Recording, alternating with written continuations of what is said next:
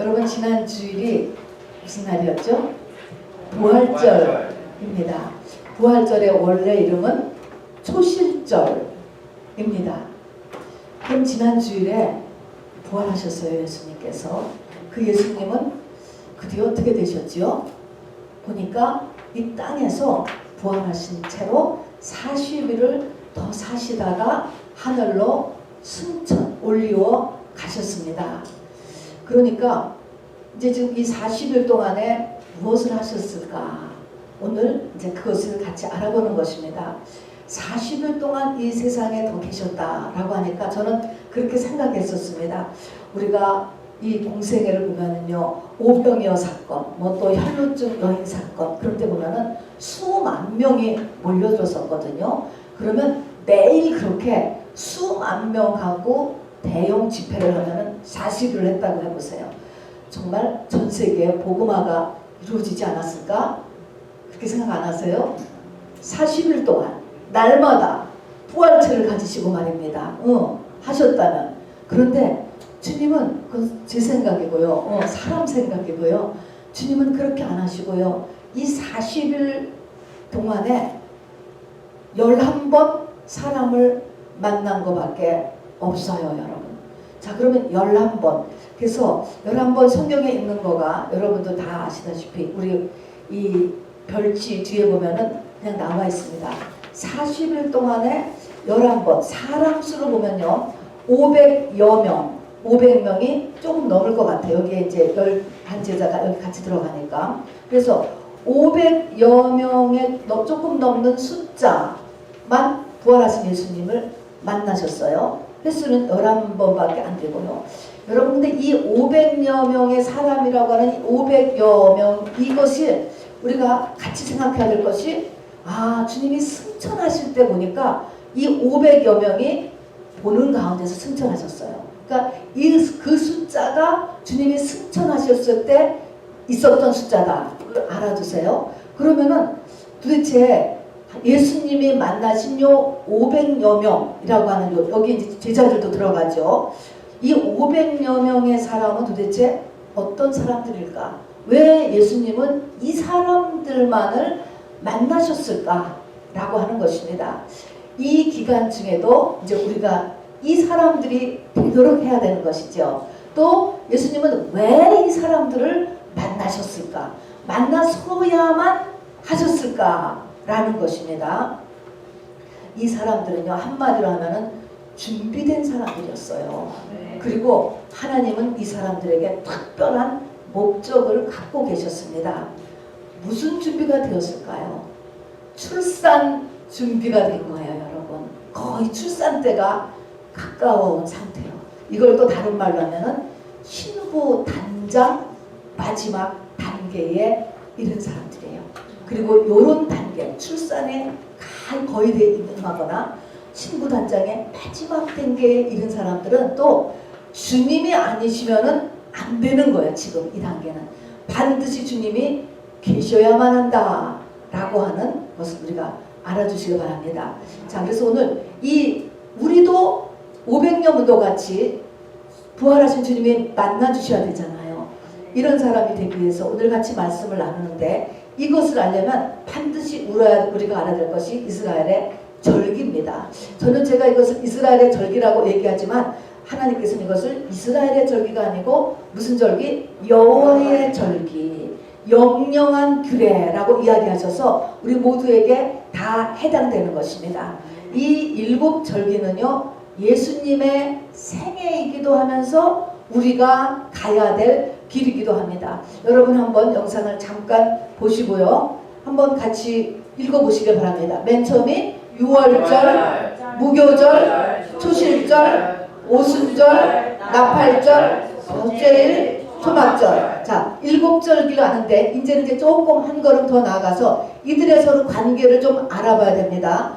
봄은 이 세 절기는 요즘 봄이죠. 봄절기라고도 하고 초림을 나타낸다라고도 얘기하죠. 그 다음에 요 셋은 가을에 위치해요. 가을에 있으면서 주의 재림을 얘기한다라고 이야기합니다. 자, 그러면 유월절, 무교절, 초실절, 여기 부활절이에요. 지금에 지나갔습니다. 그리고 지금 오순절로 우리가 좀 넘어가야 되는데요.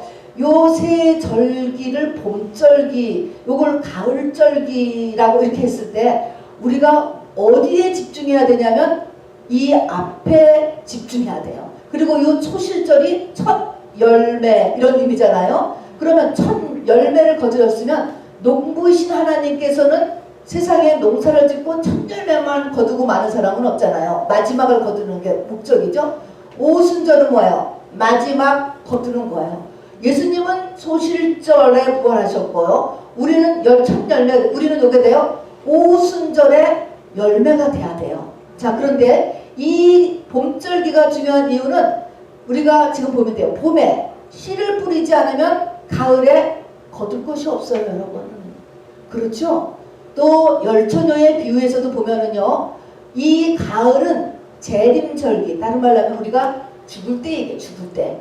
이 죽을 때는 이 앞에 것들이 준비되지 않으면 이때는 기름 준비가 갑자기가 안 되는 거예요. 열처녀의 비유 보면은 신랑이로다!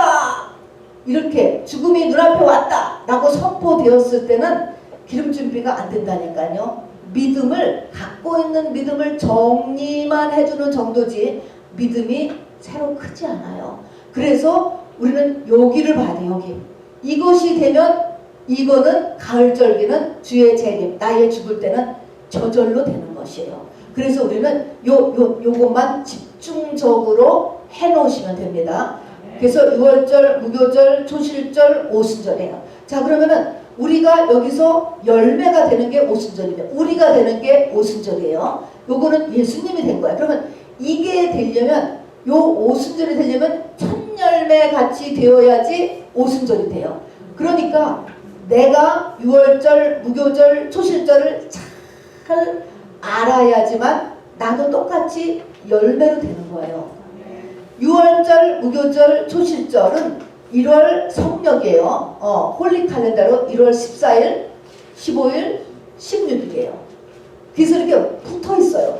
붙어 있는 것만큼 요 세 절기는요, 세 개가 서로 딱 엉겨 있어요. 메시지가 서로 엉겨 있게 돼요. 그래서 요 세 개를 우리가 잘 알아야 나도 똑같이 예수님같이 다음 열매로 부활해요. 자, 그래서 요 세 개를 알아야, 이 세 개를 이제 아는 거고, 아까 500여 문도는 뭐냐? 요 세 개가 거의 다 준비된 사람들이에요.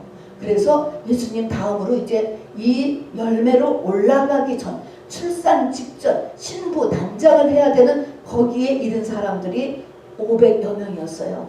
그러면 예수님의 공생의 3년 반 동안에 수십 명이 예수님 근처에 있었을 것 같아요. 보니까 몇만 명씩 모였으니까 수십 명 가운데 500명이 여러분 여기에 지금 출산 준비가 된 상태예요, 여러분.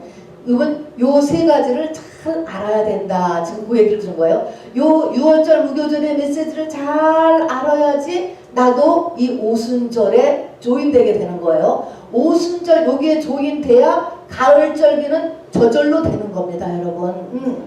그러니까 요거 우리는 네 개에만 집중적으로 알아두시면 돼요. 주님 오실 거 준비한다. 이 앞에 거를 해야지 주님 오시는 게 준비되는 거예요. 지금 주님 오실 준비를 이쪽에서 하면은 할 수가 없어요. 앞쪽에서 해야 됩니다. 자, 그런데 1월 14일, 15일, 16일인데요. 이날은 15일이면서도 동시에 뭐냐면 일주일을 계속해요. 그러니까 무교절은 뭐하냐면 누룩 없는 떡을 먹는 절기거든요.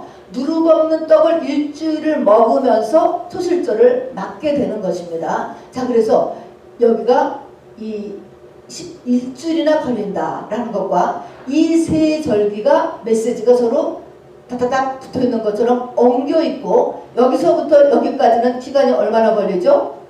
50일이에요. 50일. 굉장히 여기서 하루로 뚫는 것보다 여기는 50일이니까 굉장히 길죠? 굉장히 많은 거예요. 그러니까 이 세 개의 절기의 메시지를 가지고 몸부림을 치는 게 우리의 신앙생활이에요. 그래서 50일, 그래서 오순절. 근데 50, 그러면 우리 구약에서 또 생각나는 게 있죠. 뭐죠?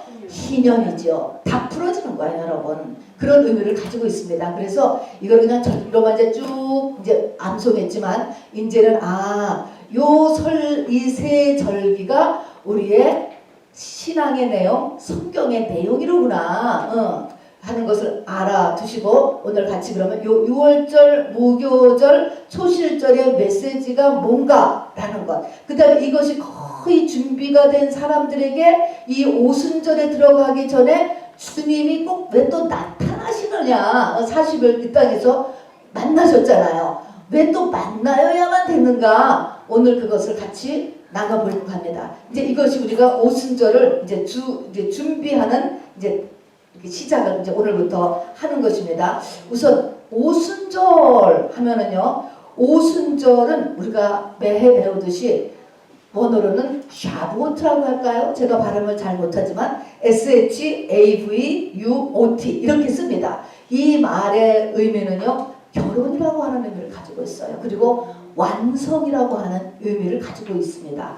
이 오순절에 펜타코스트라는 것은 50일 뒤에 있다라고 해서 이제 그 뒤에 이 영어권에서 붙인 이름이고요. 원래는 샤부오트입니다. 이 오순절이. 자, 그래서 이 오순절로 인해서 무엇이 달라졌는가? 전체 기독교 역사를 보면은 오순절에 120문도 마가다락방에 있었던 120문도로 인해서 교회가 시작되었죠. 그래서 오순절을 교회의 생일이다 이렇게 이야기합니다. 이 말의 뜻은 개인적으로 오순절을 맞은 사람이 있어야 교회가 서는 거예요, 여러분. 교회는요 반드시 오순절 맞은 사람이 있어야지만 됩니다. 그래서 또 이게 개인적으로 오순절을 맞았다라고 하는 의미는 우리가 개인적으로요 오순절, 이 오순절은 우리가 누구의 집인, 누가 나의 주인이었죠? 마귀가 사실은 나의 주인이었어요. 귀신이 나의 주인이었어요. 세상이 나의 주인이었습니다. 그런데 이것이 하나님의 집으로 바뀌는 것입니다. 내 인생의 주인이 하나님으로 바뀐 사람.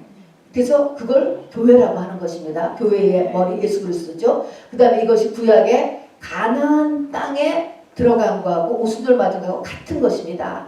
그래서 이것은 에레미야서나 에스겔서에서 예견했듯이 새 영을 받는 날, 새 마음을 받는 날, 새 사람이 된 날, 내려오는 모든 저주라는 것이 다 끊어진 상태인 것입니다. 자, 그래서 이 사람은 어떻게 했냐면 이렇게 되면은 죄책감에서 해방이 돼요. 왜냐하면 사람은 원죄를 가지고 있기 때문에요. 이 원죄를 끼고 사단 마귀가 끊임없이 정죄감을 주는 거거든요. 예수 믿어도 마찬가지예요. 그래서 우리가 이것을 밀어내는데 여기서 이 죄책감에서 해방됩니다. 그리고 엄밀한 의미에서는 이것이 진짜 거듭난 것이고요. 그리고 엄밀한 의미에서 이것이 믿음이에요. 믿음. 성경에 보니까 갈라디아서 3장 23절에 보면은요. 계시되는 믿음이 있대요. 계시된 믿음이 올 때까지 너희는 율법에 갇혔느니라 이렇게 얘기했습니다. 그리고 그 믿음은 또 유다서 1장 3절에 보면 단번에 주신 믿음이다 이런 말씀이 있어요. 단번에. 이거는 성장되어지는 믿음이 아니고요. 단번에 하나님으로부터 온 믿음이에요. 이 믿음. 그것이 바로 오순절에 들어간 사람한테서 와지는 것입니다. 이것이 영생을 얻은 거예요. 엄밀한 의미에서. 우리가 성령 받아서도 영생을 얻었다라고 하는데 그것은 엄밀해서 시작이 된 것이고요. 우리가 영생을 얻은 것입니다.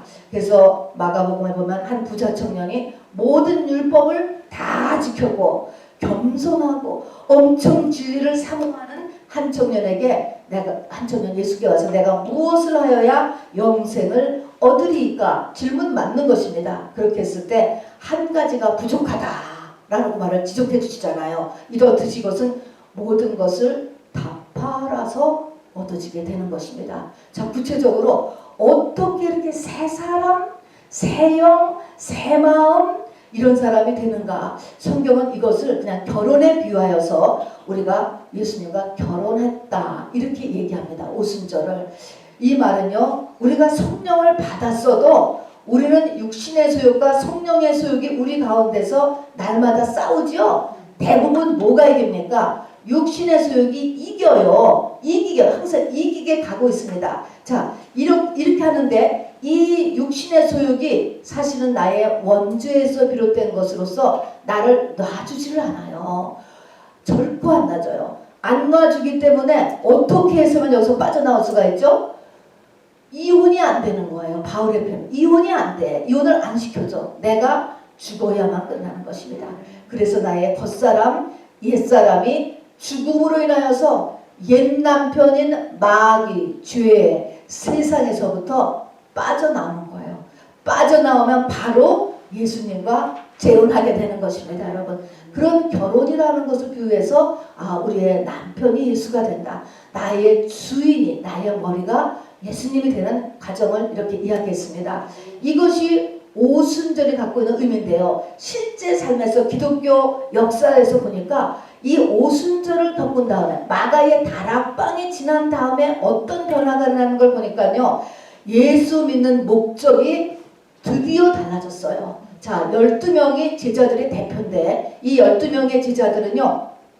구약을 다 아는 유대인들이었어요. 전부 다. 그런 분들이 3년 반 동안 열심히 예수를 따라다녔잖아요. 그럼에도 사도행전 1장에 보면 예수님이 승천을 바로 앞두고 말씀하셨을 때 그때 이스라엘의 회복이 이때니까 이제는 우리나라가 정말 로마에서 해방시켜 주실 수 있겠습니까? 라고 물어요. 이거는 예수를 따르러 시작할 때 목적과 똑같았어요.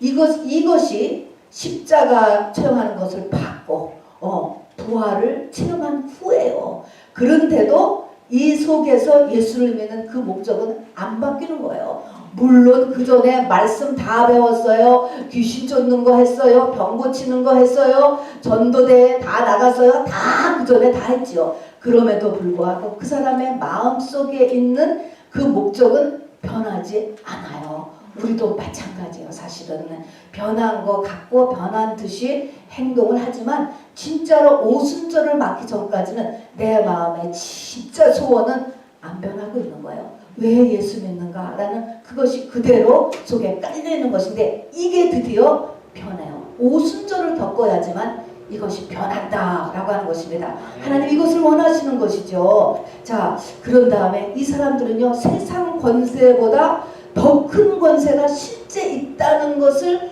깨닫고 그렇게 살았어요. 자, 그래서 사도행전 4장에 보면은 베드로와 요한이 바로 관공서 앞에서 내가 너희의 말을 듣는 것이 하나님의 말씀을 듣는 것보다 맞느냐?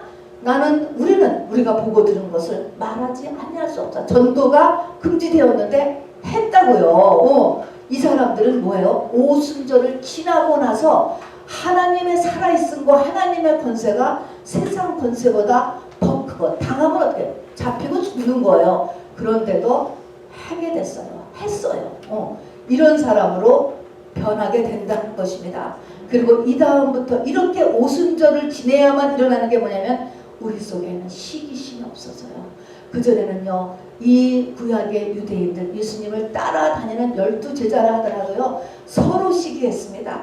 누가 우편 아느냐, 누가 좌편에 아느냐, 어머니까지 동원하고 또 그렇게 동원한 사람들을 자기들끼리 서로 비난하고 그리고 베드로는 자기가 소명을 받으니까 요한은 어떻게 될 건데 하면서 다른 사람에 대한 관심을 표현하고 이런 식으로 바로 시기심이 우리의 이 원죄의 뿌리잖아요. 7뿌리. 못 벗어나는 거예요, 여러분. 그러니까 시기심은 못 벗어난다 라고 그냥 알아주시면 돼요. 그 다음에 이들은요, 이제는요, 오순절을 지나면은 시키지 않아도 기도하고 시키지 않아도 전도해요, 여러분. 자, 그래서 그동안에 그냥 이 겟세마네 기도원이 아니고 겟세마네에서 기도하실 때 한시라도 나와 같이 기도할 수 없느냐라고 이야기했을 때 다 잠들었잖아요. 다 잠들고 이게 기도를 하지 못하는데 이제는 사이좋게 그냥 하루에 3번씩 성전에 기도하러 갑니다. 그리고 누가 뭐 하라고 시킨 것도 아니고 감독한 것도 아니고 그거 했다고 돈 주는 것도 아닌데 예수의 증인이 되어서 전도하러 다니고 사도 바울 같은 분도 정말 자기의 목숨을 걸고 죽을 때까지 이 예수의 증인인 역할을 하기 위해서 5차에 거친 선교 여행을 다니는 것을 보게 됩니다. 그리고 그들에게 나타나는 것은 뭐냐면 예수님의 공생의 기간 동안에 일어났던 모든 능력이 필요에 따라서 다 나오기를 시작하는 거예요. 그래서 권능을 받고 그러잖아요. 권능. 그래서 정말 저 사람은 공부한 적이 없는데 이야기하는 이 베드로가요. 사도행전 2장에 보면 설교를 기가 막히게 하잖아요. 설교도 엄청 그냥 저절로 이렇게 잘하게 되는 것이죠. 죽은 자를 살리잖아요. 베드로도 죽은 자를 살려요. 오순절 마가의 다락방이 지난 다음부터는 죽은 자를 똑같이 살렸다니까요. 성전 문 앞에 앉은 뱅이 베드로와 요한이 딱 하나님부터 메시지를 받고 그대로 일으켰습니다. 그리고 요한복음에 보면 무엇이든지 구하라라고 하는 말씀이 있습니다. 이 상태인 것입니다. 기도 응답이 이루어지는 거예요. 믿는 자의 표적 5가지가 그대로 일어나는 것입니다. 하나님의 직통 계시가 일어나는 때가 이때예요. 베드로 바울에게 하나님께서 직접 말씀하시는 상태가 이때 일어나죠. 또 그들은요 서로 물건을 통용하고 자기 것을 자기 것이라 하는 이가 없더라 해가지고 이상적인 공동체를 만들 수 있게 되는 거예요. 이것 때문에 공산주의, 사회주의가 이제 이것을 이제 본따서 생겨났는데 전혀 아니죠. 공산주의, 사회주의는 기독교를 인정하지도 않고 신을 없다고 하는 사람이다. 성경에서 말하는 거는요. 예수를 믿어서도 바로 이렇게 오순절을 통과한 상태를 지난 사람들이 만드는 사회가 이상적이다라고 하는 것이지 이 공산주의 모든 것을 다 같이 다 내 것이라 하지 말고 같이 쓴다. 이것은 완전히 잘못된 것입니다, 여러분. 자, 그래서 이렇게 실제 이스라엘의 이 기독교 역사에서 이 제자들의 대표인 12제자의 변한 모습들을 실제로 보게 됩니다. 사도행전은 그들이 쓴 이야기가 되게 되는 것이죠. 자, 그러면 이제 구체적으로 6월절, 무교절, 초실절의 메시지를 잘 받아야 되는 거예요.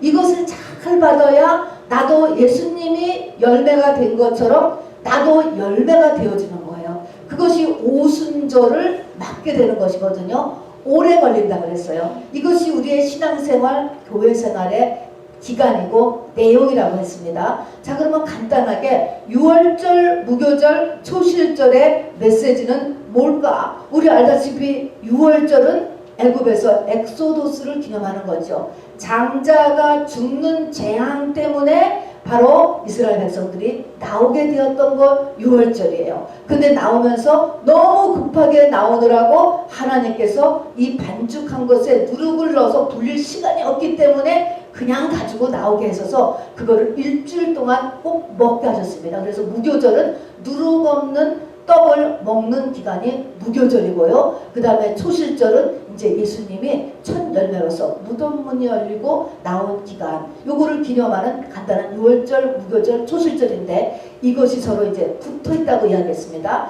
이거는 사건이고요. 메시지를 이제 우리가 받아야 돼요. 지금 이야기하는 것은 일회적으로 이미 지나간 사건들이고요. 그것이 가지고 있는 영적인 원리는 지금 우리에게 동일하게 적용되어서 우리는 영적인 오순절을 똑같이 맞아야 되는 것입니다. 그래야 주님 맞을 준비를 하게 돼요. 이 오순절만 되냐면은 되기만 하면 하나님께서 주님 오실 때를 알려주셔요. 여러분, 믿음의 사람들이 자기 죽을 때를 알았을까 몰랐을까? 다 알았어요, 여러분. 주님 오실 때를 알게 된다니까 저절로 알게 되었어요. 결혼 날짜를 알게 되죠, 당연히. 자, 그러니까 앞에 이 봄, 여름 절기를 우리가 준비하는 것이 재림 준비라고 하는 것을 잊지 마시길 바랍니다. 이게 베이직 훨씬 더 중요하죠. 자, 그러면 6월절, 무교절, 초실절이 가지고 있는 영적인 이제 의미를 깨닫는데요. 6월절에 먹어야 되는 음식 3가지가 있습니다. 이것이 이제 시작으로 매우 중요합니다. 뭘 먹어야 되죠? 어린 양의 고기를, 양고기를 먹어야 되고, 그 다음에 무교병 먹어야 되고, 쓴나물하고, 이 3가지가 매우 중요합니다. 자, 어린 양의 고기는 뭔지 알겠죠? 이게 뭐죠? 하나님의 말씀이 있어야 돼요. 자, 말씀이 매우 중요하죠. 말씀을 통해서 우리가 뭐래요? 우선 고기니까 양식이잖아요. 힘이 나죠. 하나님의 말씀으로 우리가 힘을 받아야 돼. 그런데 하나님의 말씀은 또 뭐라고 그랬습니까? 요한복음 1장은 빛이잖아요. 이런 세상의 빛이 아닌 진리의 빛이에요. 창조의 빛이에요. 영계의 빛이에요. 이 빛이 비춰지면 뭐가 드러나요? 나의 죄가 드러나죠. 말씀을 먹음으로 인하여서 나의 죄가 비춰져야 되는 것입니다. 그런데 이 무교절이 얼마큼이나 진행된다 그래서 일주일간이나 진행이 되었습니다. 자, 그래서 일주일간이나 진행이 된다. 이렇게 이것이 이제 계속되고, 초실절은 뭐냐면은, 초실절의 키 포인트는 뭐냐면, 예수님이 무덤 안에서, 무덤 속에 들어가는 사람이 입는 수의를 입고 들어가서는 수의를 거기다 다 벗어놓고 나오지 않습니까? 무덤 문이 열리고 수의를 벗어놓고 나왔다. 그래서 우리는 뭐를 입어야 될 이제부터는 예복을 입는 거예요. 예수님이 주신 예복. 그 수의를 벗어놓고 나왔다 라고 하는 것에서, 우리 요한계시록에 보면은 우리의 두루마기, 흰옷, 나의 모든 것을 다 어린 양의 피에 빨아서 희게 되었다, 이 말씀이 있는 거예요. 그러니까 7일 동안 무교절을 지냈다라고 하는 것은 우리가 모든 죄를, 저 하나님의 양고기를 먹으면서 나한테 있는 모든 그러니까 씻어야 될 모든 죄를 다 회개했다, 이 말을 나타내는 것입니다. 그렇게 하고서 그래서 그 수위를 벗어놓고 나오니까 바로 돌이 무덤을 가렸던 이 돌이 이렇게 열리면서 바로 수치가 흘러갔다. 이제부터는 이제 모든 것에 이제 자유해진 것이 이제 이렇게 되는데, 이 상태를 말입니다. 이 성경은 이렇게 상태를 그리는 거를 여러분이 하나의 이렇게 그림같이, 마치 연속극의 한 장면 가치를 이렇게 마음에 좀 각인시켜 놓았으면 좋겠습니다. 자, 여기 보니까 이 맨 처음에 이 무교절이니까 누룩 없는 떡을 7일 동안 먹는다. 7이라고 해놨어요. 7일 동안 먹는데 이 7일이 뭐하고 연결이 되냐면요, 애굽을 떠났거든요. 이제 14일에서 15일날 전부 다 떠나면서 전부 애굽을 막 급히 전부 다 떠났잖아요. 떠났어. 그래서 애굽에 민수기 33장을 보면은 떠난 곳이 애굽의 람세스라고 하는 곳을 떠났어요. 자, 그로부터 숲곳이라는 곳을 가고 에담이라는 곳을 가고 믹돌이라는 곳을 갔대요. 그러고 나서 7일째 되는 날 어디에 딱 도착했냐면 홍해 앞에 도착하는 거예요. 홍해 앞에. 그러니까 회개를 하게 되면 홍해 앞에 도착하는구나. 이게 7일에. 그러니까 딱 맞아요. 이 날짜계산은 7일 만에 15일 했는데 22일에 홍해 앞에 도착했다는 것을 하나님께 딱 맞춰놓으셨어요. 홍해 앞에 도착해요. 자, 홍해 앞에 도착했는데 우리가 아까 출애굽기 14장 읽은 것처럼 이스라엘 민족들은 홍해를 건넜지요. 모세 위에서 하나님께 건너셨어요. 근데 애굽의 백성들은 건너려고 쫓아오잖아요. 쫓아오다가 홍해에서 다 수장됐죠. 물이 다시 닫혀버렸습니다. 그래서 이스라엘 백성들이 다 건너오고 나서 보니까 거기에 해변가에 애굽 사람들의 시체가 널려 있는 것을 보면서 그 다음부터 소고치며 춤추며 승전가를 불렀던 것이 기록이 되어 있습니다.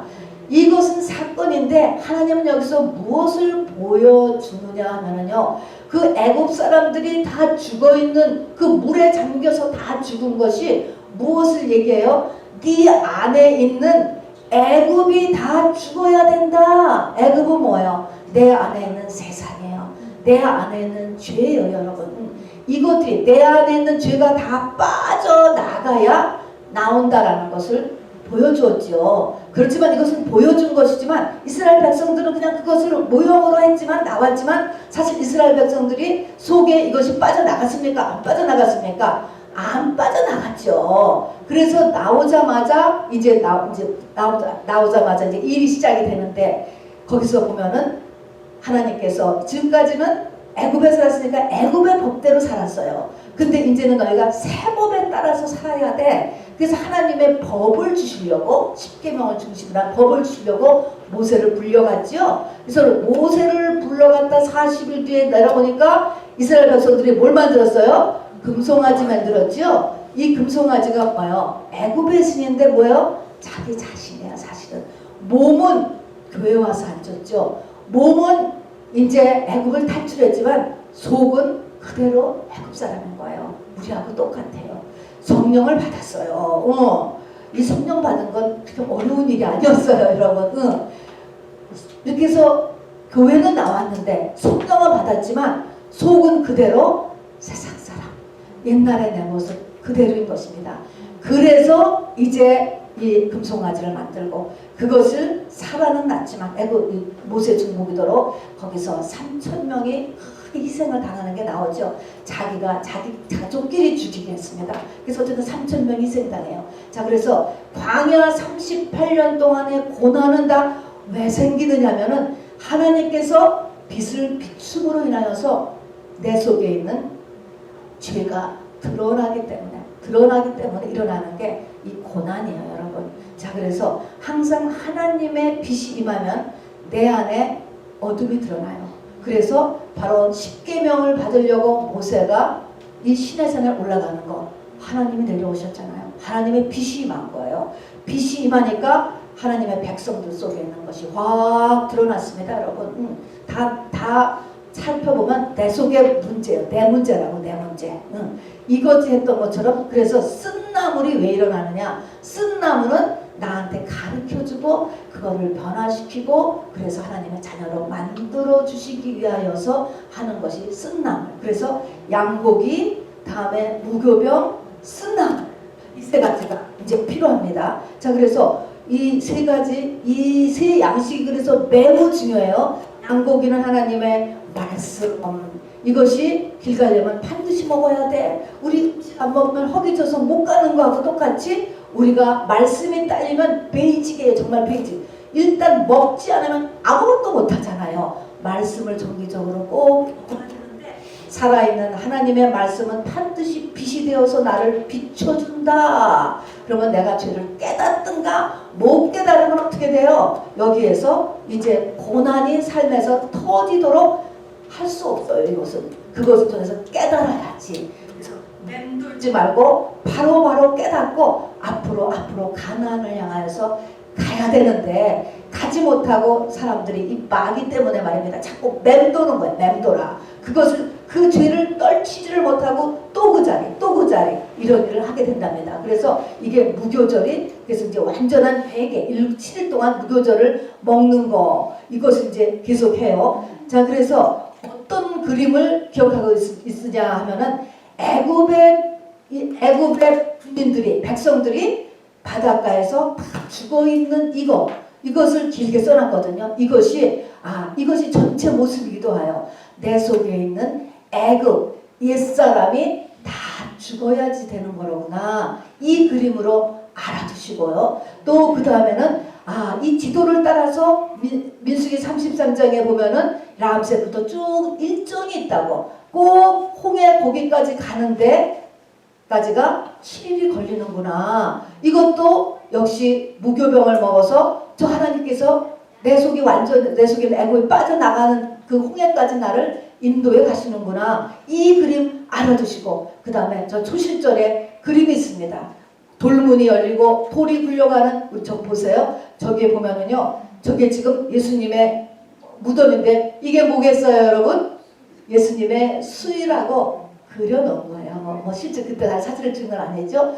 문이 하나님이 열으신 거예요. 이것은 하나님이 열으셨는데 빈 무덤이죠. 예수님이 수의를 놓고 가셨다. 이게 수의를 놓고 가셔야지 바로 우리의 모든 죄의 옷들이 다 씻어지고 빨려지고, 그래야 우리가 예복을 입게 되는 거예요. 흰옷을 입게 된다. 그래서 이런 세 그림을 우리가 마음에 꼭 이렇게 간직을 하시기를 바랍니다. 자, 그러니까 이 6월절, 무교절, 초실절, 이것이 갖고 있는 메시지를 수십만의 사람 가운데 500여 명이 잘했어요. 잘했죠. 저는 여러분도 여기에 들어가지 않을까 싶어요. 잘했다고. 거의 열매가 될 정도로 잘 이뤄냈어. 한마디로 말하면 말씀을 많이 알고 그 말씀에 따라서 내가 많이 회개한 사람이에요. 결국은. 그렇죠? 바로 많이 회개된 사람. 내 속에 있는 육신의 소욕과 성령의 소욕이 있는데 뭐가 많이 이겨? 성령의 소욕이 많이 이겨. 그래도 질 때가 있지만 많이 성령의 소욕이 이기는 상태, 여기까지 이제 거의 돼서 열매가 되려고 하는 상태까지 이르는 사람이 500여 명이에요.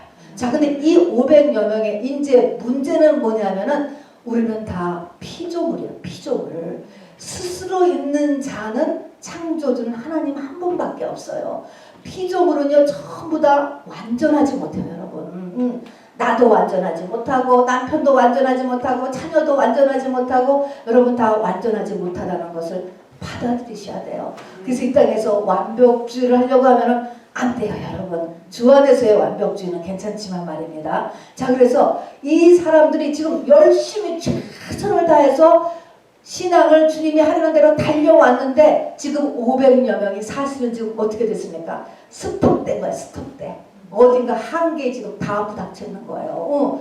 이러지도 못하고 저러지도 못하고 앞으로 나갈 수도 없고 뒤로 갈 수도 없고 이렇게 해서 가장 자기의 한계, 자기의 밑바닥에 떨어지게 된다 하는 것입니다. 그러니까 이게 지금 신부 후보생들은 우리가 가장 힘든 상태에 있게 돼요. 지금 뭐 마음에 기쁨이 넘치고 생수가 넘치는 게 아니고요. 뭔지 모르지만 가장 어려운 상태에 떨어지게 된다니까. 여러분 출산을 하게 되면 아기를 낳기 전까지 산고가 진통이 더 심해져 없어져? 심해지죠. 점점 심해져서 극도에 이르잖아요. 날 때는. 그런 것처럼 고통이 점점 심하게 하나님이 그렇게 하신 거예요. 우리 속에 문제가 점점 더 내면에도 막 이상하게 문제가 많다. 그러면은 새벽이 가까운 거야, 여러분. 자, 그래서 이렇게 다 떨어졌어. 근데 이 떨어진 거는 이 사람들이 무엇을 잘못해서가 아니고요. 피조물은 어쩔 수 없는 거예요. 이것이 그렇지 않다라고 하면 이게 큰일인 거예요. 창조주만이 스스로 무엇을 할 수 있지 모든 사람은 이렇게 떨어진다고. 자, 이 떨어지는 사람을 하게 세워주실 수 있는 분은 하나님밖에 없는 거예요. 그것이 부활하신 예수님이 이 땅에 40일을 더 사신 이유가 됩니다. 두 번째는 천년 왕국을 모형으로 한번 보여주기 위한 것이죠. 자, 그러면 이 예수님이 40일 동안에 이 500여 명의 이 신부 후보생들한테 하신 것은 두 가지입니다. 첫 번째는요, 진짜 만났어요. 만나서 뭐냐면 부활체를 보여주신 거예요. 분명히 죽었잖아요. 그런데 살아났잖아요. 살아나서 돌아다니잖아요. 먹고 알아보고 걸어다니고. 전하고 다른 점은 있죠. 벽을 통과하죠. 그 다음에 날르죠. 하늘에 그냥 올라간다. 날러다니고. 그 다음에 한 번에 500여 명에게는 일시에 나타났다고 그랬습니다. 여기도 있고 한국에도 있고 뭐 이 교회도 있고 저 교회도 있고 막 하는 게 부활체잖아요. 그런 특징은 있지만 어쨌든 분명히 예수님인 거를 서로 알아봤거든요. 드시 먹기도 하고 말입니다. 자, 이러면서 부활과 부활체를 실질적으로 보여줬어요. 자, 우리들도 지금 이렇게 알거가 내세라는 것이 여러분 정말 있을까? 여러분 이것을 체험적으로 여러분한테 정말 묻고 싶어요. 과연 죽으면 그냥 예수 교회 다녔으니까 천국 가겠지. 천국 지옥이 정말 있을까? 다 천국 간다는데 이런 말 하는 사람도 있고요. 교회 다니는 분 가운데서도요. 솔직히 말해서 죽어봐야 하는 거 아니에요? 여러분 이렇게 질문하는 분들도 꽤 많아요. 진짜로요. 진짜로. 자, 여러분 여기서 부활하신 주님이 알려주는 것은 내세가 이렇게 확실하게 있어. 이거를 체험적으로 얘기해주는, 체험적으로 겪게 해주는 것입니다. 늘 얘기했지만 나라고 하는 것은 이 나는 영에서 느끼는 것이기 때문에 죽음이 왔다고 해서 내가 없어진 게 아니고 내가 어느새 보니까 내가 몸에서 빠져나왔네? 내 몸이 이게 이상하게 됐구나. 이게 영체로구나. 이렇게 느낀다니까요, 여러분. 그래서 영이 그냥 빠져나오기 때문에 영이 나니까 나는 나 그대로 있는 거예요. 남들이 보기에 제가 죽었다 그러는 거지 그 사람은 그대로 있다니까요. 영이 있기 때문에 물질계하고 그 다음부터는 소통이 안 되죠. 주님 다시 오실 때까지는. 어쨌든 이렇게 이 나라고 하는 것이 이제 계속 있어요. 자, 그 다음에 이런 부활한 후에 그 다음에 내세가 실제로 정말 천차만별의 이제 부활이 일어나서 사도 바울께서도요. 우리의 삶이 만일 이생뿐이면 예수 믿는 사람이 가장 불쌍하다라고 이야기를 하셨잖아요. 그렇듯이 이 땅의 모든 삶을 하나님께서는 뭐를 위해서 끌고 가시냐면은 영생을 위해서 끌고 가는 거거든요. 자, 그래서 하나님께서 이 땅을 이렇게 인도에 가실 때 보이는 세계가 있고 보이지 않는 세계가 있는데 보이지 않는 세계가 보이는 세계를 사실은 끌고 가는 거야. 너희는 보이지 않는 세계에 주목해라 라고 거듭 이야기하는 것입니다. 여러분, 내 인생이 되어가는 모습을 한번 이렇게 보세요. 이게 되어가는 거가 어떻게 되어가는 것일까? 내 생각대로 내가 디시전을 메이킹을 해서 이렇게 되어가는 것일까? 근데 가만히 생각해보면요, 저 하늘에서 정말 우주 만물의 주인이고 내 인생의 주인께서요, 뭔가 나를 끌어가는 그 맥이 있다는 것을 여러분 알아주셔야 돼요. 이 창조주, 이 프로듀서가 하시는 거예요, 여러분. 이거를 눈치채야 돼요. 그것을 가장 잘 보여주는 게 절기예요, 절기. 그리고 하나님의 목적은 뭐예요? 나를 오순절 통과시키는 거예요. 열매 만드는 것입니다. 그거는 내세요, 내세. 그 순서를 제대로 잘 가기만 하면 하나님이 영혼이 잘된 같이 범사가 잘되고 강건하다 그랬잖아요. 때가 돼서 유치원을 가고, 때가 돼서 중학교를 가고, 때가 돼서 하이스쿨, 때가 돼서 컬리지를 가는 것을, 또 모든 것이 잘 갖추어서 인품을 갖춰 자란다면은 자녀를 야단칠 게 뭐가 있겠습니까, 여러분? 그런데 이것을 잘 못하고 있을 때 하나님께서 흔드시죠. 병도 주시고 사건도 터뜨리시고 하시는 것입니다, 여러분. 자, 그래서 하나님은 우리의 영에 관심이 있어요. 우리의 영에 관심이 있는 게 아니라 어디에 관심이 있어요? 내 영에 관심이 있어요, 여러분. 우리의 가족이라고 하는 존재도요, 사실은 다 배경이에요, 여러분. 자식도 마찬가지예요. 하나님의 관심은 나고요. 하나님은 모든 사람 앞에 동일하게 서 계세요.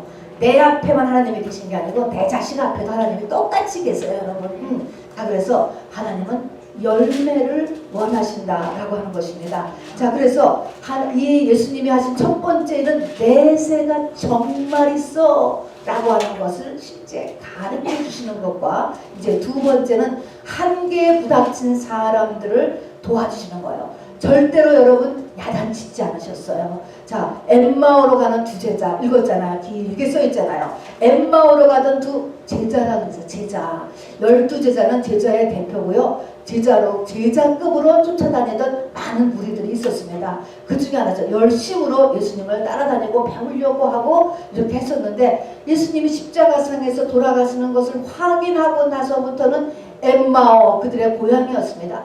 다시 옛날로 하는데 슬픈 기색을 띠면서 돌아갔다 그랬습니다. 그까지밖에는 안 되는 거예요, 사람은요. 이렇게 했을 때 바로 예수님이 나타나셔서 정확하게 준비된 사람을 정확하게 만나주셔요. 만나셔서 하나님께서 그 마음에 열정을 불어넣어 주시고 다시 소망을 불어넣어 주셨어요. 그래서 다시 엘마오로 가던 길을 바꿔서 다시 예루살렘으로 갔다. 이 말은 뭐냐면 다시 예수님 쫓는 일을 다시 가기로 한 거예요. 가다가 멈춰섰던 길을 다시, 아니야, 끝까지 가야 돼, 주님 나라 갈 때까지 가야 돼 하면서 다시 그 길을 갔단 말입니다, 여러분. 우리는 주님 나라 가는 그 순간까지 여러분 표대를 향해서 달려가야 돼요. 오순절을 지난 사람은 그 다음에 사역이 남아있죠. 사도 바울같이 5차에 걸친 전도 여행 과정에서 천국으로 그냥 넘어가지 않습니까? 오순절을 향해서 가든가, 아니면 오순절을 지난 사람은 그 다음에는 완전 사역이에요. 사도행전 26장 이후가 써지는 것입니다. 그거를 쓰다가 가셔야 돼요. 자, 그래서 이 사람에게 다시 하나님을 향한 열정을 다시 불러 넣어 주셨어요, 예수님께서. 그 다음에 도마도 12제자는, 도마는 12제자 중에 하나에 들어갔잖아요. 도마는요, 죽었다 깨나도 주님이 부활하셨다는 게 믿어지지 않았잖아요. 그것도 예수님이 벽을 쑥 통과하고 들어오셔가지고 도마를 만나서 내 손을 봐, 내 얼굴을 보고, 내 음성을 들어보고, 내 손을 보고, 내 옆구리에 정말 손 넣고 만져봐 하니까 분명히 예수님이시잖아요. 못 박힌 자국이 그냥 있잖아요. 그래서 나의 주, 나의 하나님이요, 거기서 무릎을 꿇었습니다. 이렇듯이 바로 어떤 지혜의 한계에 의해서 막혔을 때 이것을 하나님께서 뚫어주시는 거예요. 이거는 영이 역사하지 않고서는 넘어갈 수 없어요, 여러분.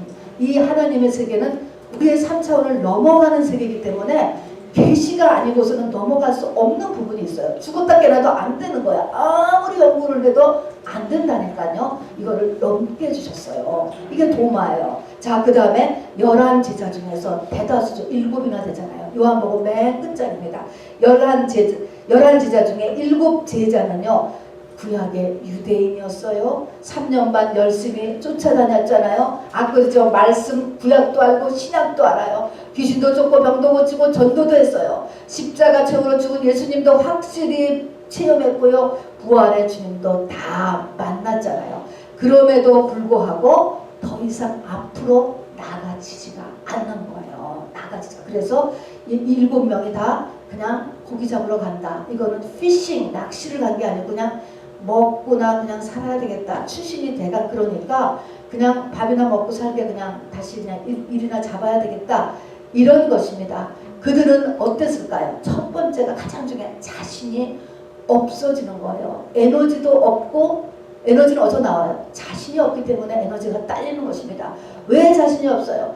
예수님을 보니까 자신들의 모습이 다 보여지잖아요. 예수님이 십자가에 죽는다는 걸 3번이나 말씀하셨는데 다 잊어버렸어. 그냥 복 준다는 것만 생각나고 다 잊어버렸잖아요. 그 말씀대로 하지도 않았죠. 또 예수님이 죽으실 때 어떻게 했어요? 다 도망갔잖아요. 다시 만났으니 얼마나 보기에 민망스럽습니까? 특히 베드로 같은 경우는요. 바로 3번이나 예수를 부인하는 현장에서 예수님하고 눈이 딱 마주쳤잖아요. 다글 때. 그래서 다글 때 울었잖아요. 그거를 다 기억하고 있었을 때 이게 따를 자신이 없어지는 거예요. 부활하신 거 놀랍긴 한데 나는 더 이상은 못하겠다. 못 가겠다. 이렇게 되면 못 가겠다. 그랬을 때 주님이 나타나서 7제자를 바로 디베라 바닷가에서 다시 불러서서 밥을 해줘 가시면서 바로 내 양을 먹이라, 내 양을 먹이라 라고 맡겨줬어요. 그렇게 부족하고 그렇게 실수투성이고 그렇게 예수님을 배반한 현장을 들키고 그렇게 했음에도 다시 일을 맡겨주시는 것입니다. 여기서 하나님이 우리에게 하시는 게 뭐예요? 포기하지 말라는 거예요. 주님을 따르는 길에 포기하지 말아라. 그리고 야단치지 않았어요, 여러분. 우리의 연약함을 우리 각자가 다 달라요. 그러나 최선을 다해서 내가 받은 말씀, 내가 나에게 오더하는 것들을 열심히 하려고 하면 어떻게 돼? 나중에 빠져, 여러분. 이게 가는 길이에요. 바닥에 빠진다니까. 잘하면 빠지는 거예요. 안 빠지면 아직 덜 간 거야. 잘 간 사람은 빠지게 돼 있어요. 뭐든지 밑에 빠져서 못 나가는 거예요. 이때 주님 반드시 찾아오세요. 저는 그걸 믿습니다. 반드시 찾아오세요. 정확하게 하세요. 그래서 포도 알갱이 하나도 떨어짐이 없게 한다. 포도 송이를 보세요. 옹알옹알옹알 팍 붙어있는 사람은 하나를 띄려고 하면 그 옆에 뭐가 상처받을 수도 있고 정확히 못 뛸 수도 있어요. 그러나 하나님은 정확하게 그 딱딱딱딱딱 포도알 중에서 하나를 딱 건져낸다고. 수십만의 사람들 가운데 500여 명의 출산이 가까운 사람을 딱 골라내셨어요. 그리고 그들이 어느 시점에서 그리고 어떤 부분을 지금 도와줘야 될 것인가를 정확하게 하시고 나타나신 게 40일 동안이에요, 여러분. 자, 그래서 이렇게 도마 같은 사람은 도마의 그 연약한 부분에서 또 7제자는 7제자의 연약한 부분에서 이렇게 엠마오로 가던 제자들은 그 제자의 또 연약한 부분에서 이렇게 산복을 할 수 있도록 이렇게 나타나셨습니다. 그래서 뭐예요? 포기하지 말라는 거예요, 여러분. 포기하지 말아라. 자, 포기하지 말라라고 하면서 그 다음에 세 번째죠. 하신 게 뭐냐면은 부탁을 해서 사도행전 1장에 보면은 바로 예루살렘을 떠나지 말고, 이 말은 뭐야? 믿음의 길을 포기하지 말고, 그러니까 포기하지 말고 아버지의 약속하신 것을 기다리라 그랬습니다. 아버지의 약속하신 것, 이 꼴은 하늘로부터 내게 능력이 입히울 때까지라고 이야기했습니다. 여러분, 이것은 우리가 성령 받은 것을 얘기하는 게 아니에요. 처음 성령 받았다. 우리가 이야기하는 성령 받았다는 것은 그야말로 하면은 이 아기 낳는 거라면 잉태된다. 뱃속에서 그냥 잉태가 된 거예요. 이 잉태가 됐으면은 낳아야지 10달 있어야 되는 거예요. 또 이것을 낳는 거라고 하면 애를 낳기만 하면 뭐예요? 이 애를 키워야 되잖아요. 다 키운 게 뭐예요? 결혼시키는 데까지 그런 게 다 키운 거예요. 자, 그래서 우리가 성령 받았다라고 하는 것은 잉태거나 낳은 정도예요. 지금 여기서 아버지의 약속하신 것, 하늘로부터 능력이 입히울 때까지 기다려라 라는 것은 10달 돼서 다 줘야 된다. 아니면은 네가 예수님과 결혼할 만큼 영적인 성장을 일으켜서 정말 16살이든 17살 때까지 성장해야 된다. 이걸 얘기하는 것입니다. 이것이 오순절 샤브오트 완성인 것입니다. 그래서 바로 마가의 다락방으로 가요. 그것이 그 과정은 뭐예요? 이제는 열흘 동안 기도에 전념하는 거예요. 기도에 전념. 자, 그런데 500여 명이 있는데 이 중에서도 몇 명이 갔지요? 120명. 이 여기서 또 떨어져요. 여러분이 지금 바닥에 떨어졌어. 내 어떤 상태가 또 앞으로도 그런 일이 있을 수 있어요.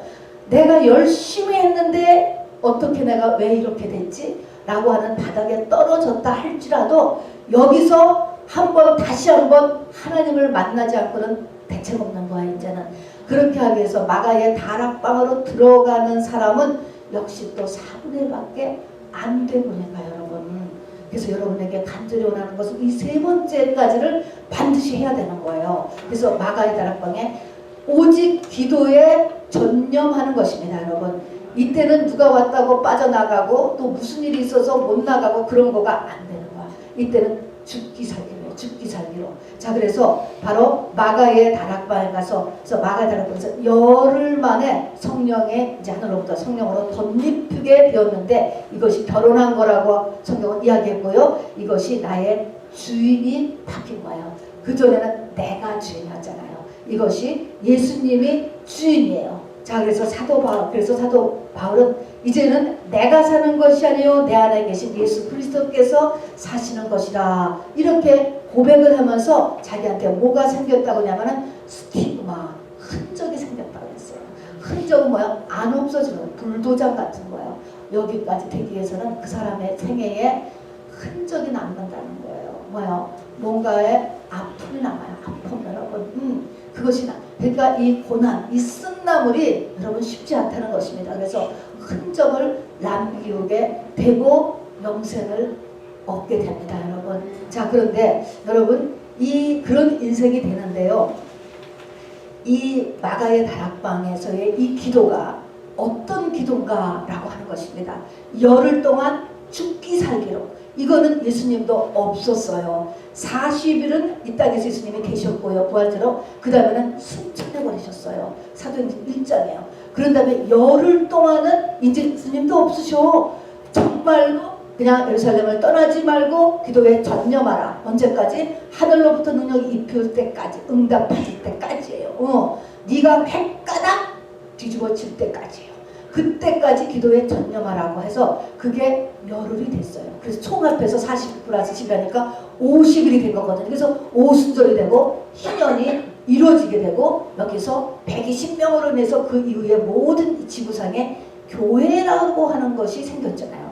예수님이 120명이 된 거나 마찬가지인데 이때 기도가 어떤 기도를 했느냐라고 하는 거를 베드로가 그 뒤에 벌떡 일어나가지고 얘기를 한 거 보니까 요엘서 2장이 바로 이루어진 것이다 라고 이야기했어요. 그러니까 열흘 동안 기도가 요엘서 2장이 이루어진 거래. 그러면 요엘서 2장이 어떤 기도를 얘기했는데, 그래서 요엘서 2장을 읽어보면요 이렇게 써 있습니다. 너희는 이제라도 금식하며 울며 애통하며 마음을 다하여 옷을 찢지 말고 마음을 찢어 내게로 돌아오라.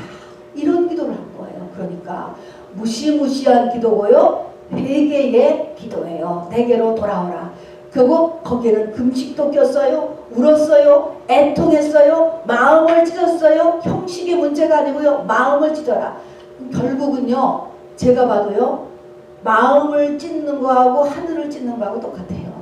마음이 찢어져야 하늘이 찢어져요. 하늘이 찢어져야 하늘이 나한테 내려오잖아요. 그것이 십자가의 원리이기도 합니다. 자, 그래서 그렇게 무시무시한 회개의 기도, 하나님을 직면하는 기도예요, 여러분. 하나님을 만나는 것이 여러분 이렇게 쉬운 일이 아니에요. 물론 하나님 우리와 동행하세요. 그 믿음으로 이렇게 믿죠. 그러나 하나님을 대면하는 것은 결코 쉬운 일이 아닙니다. 그래서 여기서 새 영을 받아요. 원죄를 가진 내 심장을 바로 내 영을 바꾸는 거예요. 새 영을 받는 거예요. 하나님의 영을 받아요. 그러니까 이 영은 바로 새 영이고 새 마음이죠. 주님의 마음을 갖게 되는 것이죠. 자, 그래서 마치 심장 이식 수술을 하듯이 이렇게 굉장히가 아니고 인생의 최고의 빅 이벤트입니다. 마가의 다락방에서 120만들이 모여서 저 일도 안 나가고 저것들 뭐 하는 거야? 여러분 그렇게 봤을지도 모르요. 맨날 기도하겠지만 맨날 그냥 막 울고 불고 막 밥도 안 먹고 기도를 하는 거거든요. 아무것도 안 하고 그냥 기도를 하는 것입니다. 자, 그런데 여러분 저는 이거를 생각해요. 그 다락방에서 무슨 일이 일어났는지는 세상 사람들은 모르게 돼 있어. 이게 지금 우주를 뒤집힐 만한 일이 지금 거기서 일어나고 있는 거잖아요. 근데 사람들은 그걸 몰라. 성막을 애초에 만들 때 보면 성막에 울타리가 있어요. 세상과 구별하죠. 성막의 울타리가 2.5m예요. 보면은 저는 그래서 사람의 키가 아무리 요즘 잘 먹어서 커도 2.5m는 안 넘을 것 같아. 왜냐면 바깥에서 못 뛰다보는 거예요. 몰라. 저 교회를 가면 도대체 저 사람들이 교회 안에서 맨날 뭐 하고 있는 거야.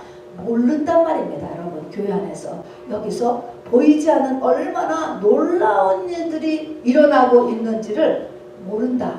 거기서 무지무지한 일이 바로 이 마가의 다락방에서 일어났습니다. 자, 여러분 그래서 끝으로요, 우리의 믿음 생활에도요 계절이 있는 것 같아요. 계절. 어떤 계절? 병을 고치고 내가 귀신을 쫓고 전도대를 형성하고 막 전도 여행을 다니고 오병을 일으켜서 수만 명의 인파가 이리 밀리고 저리 밀리고 그럴 때가 있어요. 말씀도 예수 믿으면 복 받는다죠. 여러분 이렇게 일이 중심이 되는 때가 있습니다. 자, 그런데 이때도 나를 따라오라지만 요한복음 끝에 가서 다시 오신 주님은 또 한 번 12제자에게 나를 따라오너라 또 한 번 부르는 게 있어요. 여러분 또 한 번 부르다니까 우리에게도 또 한 번 부름이 여러분에게 다 있었습니다. 또 한 번 부르셨어요. 자, 이때는 반드시 예수님이 십자가를 지시고 죽고 부활하셨던 것처럼 우리도 어떻게 해야 돼요? 자기 십자가를 지고 죽고 다음 열매로 부활해야 돼요. 그것이 오순절입니다. 자, 그래서 이 오순절 우리가 가야 되는데 예수님은 그냥 유월절, 무교절, 초실절 했지만 우리는 유월절, 무교절, 초실절을 쫓아가도 어떻게? 부닥쳐. 바닥에 떨어져. 잘한 사람이 바닥에 떨어지는 거예요. 자, 이렇게 떨어졌을 때 우리 이 보혜사 성령께서 지금 찾아오신단 말입니다. 포기하지 말아라 하면서 나를 다시 세워주시고 동시에 어디로 초청해요? 기도의 전열, 마가 다락방, 가슴을 찢는, 마음을 찢는 정말 이 하나님 앞에 이 기도, 무시무시한 하나님을 대면하는 이 기도로 우리를 초청하시는 것입니다. 여러분 그를 열흘 동안 그러니까 회개기도 한 거예요. 열흘 동안 회개기도. 이 사람들은 말씀 구약도 알고 신약도 알고 다 알아요. 여러분 다 알아요. 그냥 다 아는 분들이에요. 그런 분들이 이렇게 아무것도 안 하고 그냥 기도에만 전념하여서 바로 이렇게 애를 한 거예요. 예수가 된 것입니다. 오늘 같이 기도하기를 원하는 거는요, 나의 한계를 하나님 앞에 고백하고요, 여러분 낙심하지 않는 거예요. 포기하지 않는 거예요. 여러분께 오늘은 성령께서 그거를 강조하시기를 원하시는 것 같아요.